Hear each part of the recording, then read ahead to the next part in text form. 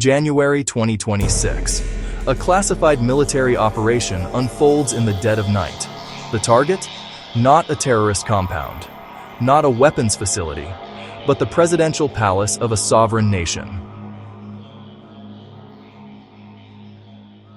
Within hours, President Nicolás Maduro of Venezuela is in American custody.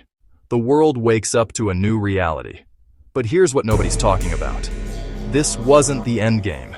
It was the opening move. Because 2,000 miles away, across the Atlantic, another regime is watching, calculating, and preparing. The Islamic Republic of Iran. Today, we're uncovering why the capture of a Latin American dictator has everything to do with a potential regime change in the Middle East. Why these two events are connected by invisible threads of strategy, oil, and power. And why what happens next could reshape the global order for decades. Stay with me. This gets deep. Let's rewind 2 weeks. The operation itself was surgical. Maduro, who'd ruled Venezuela with an iron fist since 2013, was taken in a lightning raid that most analysts say shouldn't have been possible. But here's the thing about impossibility. It only matters if you're not willing to cross certain lines. 303 billion barrels of oil. That's what Venezuela sits on. The largest proven reserves on Earth. Larger than Saudi Arabia. Larger than Russia. For years, that oil stayed locked under a dictator friendly with America's adversaries. Cuba, China, and yes, Iran. President Trump announced plans to take control of those reserves, not through negotiation, through force. Now, if you're thinking, wait, can a country just do that? You're asking the right question, but you're asking it in a world where the rules just changed. Here's where this gets interesting. Venezuela and Iran weren't just diplomatic friends. They were lifelines for each other. When US sanctions crushed Iran's oil exports, Venezuela provided a backdoor. When Venezuela's economy collapsed, Iran sent fuel tankers in defiance of American warships. They shared more than trade routes. They shared strategies for survival against American pressure. But now, one of those survival partners just got neutralized in a single night. And Tehran is doing the math. Trump himself drew the connection.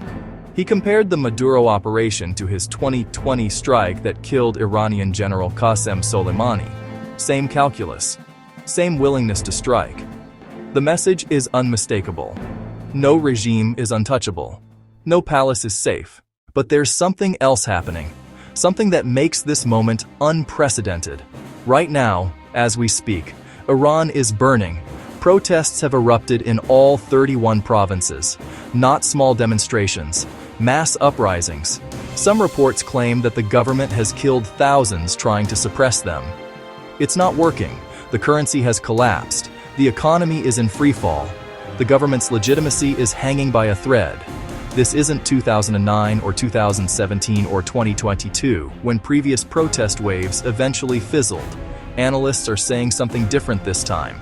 They're saying the regime cannot survive this with its authority intact. Iran is at its weakest point in 4 decades, and America just demonstrated with Maduro that it's willing to act when regimes are vulnerable. The timing isn't coincidental, it's calculated. So why does the US want regime change in Iran? Let's cut through the political rhetoric and talk about cold, hard interests. First, the nuclear program. For decades, Iran has been developing nuclear capabilities. Negotiations fail. Sanctions slow things down but don't stop them. Regime change? That ends it permanently. Second, regional control. Iran backs Hezbollah in Lebanon, Hamas in Gaza, militias in Iraq, the Houthis in Yemen. These groups have kept the Middle East unstable for years. Regime change collapses that entire network overnight. Third, the oil. Iran has the world's 4th largest proven oil reserves. In American hands, that doesn't just mean profit. It means leverage over global energy markets, over Europe, over China. Fourth, Israel. Iran is the primary existential threat to Israel. Eliminate the regime, you eliminate the threat. And there's a 5th reason that nobody wants to say out loud. What we're witnessing isn't random. It's a doctrine. The 2025 National Security Strategy laid out something called the Trump Corollary. The basic idea? The Western Hemisphere is America's sphere, period. Any regime that threatens U.S. interests or partners with adversaries becomes a target. But Venezuela showed us something. That corollary isn't limited to the hemisphere. It's global. This is interventionism at a scale we haven't seen since the Cold War. Maybe bigger. Think about it. If you're a regime that opposes U.S. interests, you just watched Venezuela's president get snatched from his own palace. You're seeing Iran teeter on the brink with Trump posting, "We're locked and loaded." Where do you think you stand? But here's the question that should keep everyone up at night. Does this work? Sure, you can capture a dictator, you can support a revolution. But what comes after? Iraq, Libya, Afghanistan. The Middle East is littered with the wreckage of regime change operations that succeeded militarily but failed strategically. Removing a regime is the easy part. What fills the vacuum? And here's the darker question. If this becomes the playbook, if any regime can be toppled when convenient, what does that mean for international order? For sovereignty? For stability? Are we entering an era where might makes right? Where the strongest power simply reshapes the world to its preferences? From Caracas to Tehran. Two regimes. One strategy. The first domino has fallen. The second is teetering. And the world is watching to see how far this goes. What happens next will define not just American foreign policy, but the nature of power itself in the 21st century. The question is, are we ready for that world?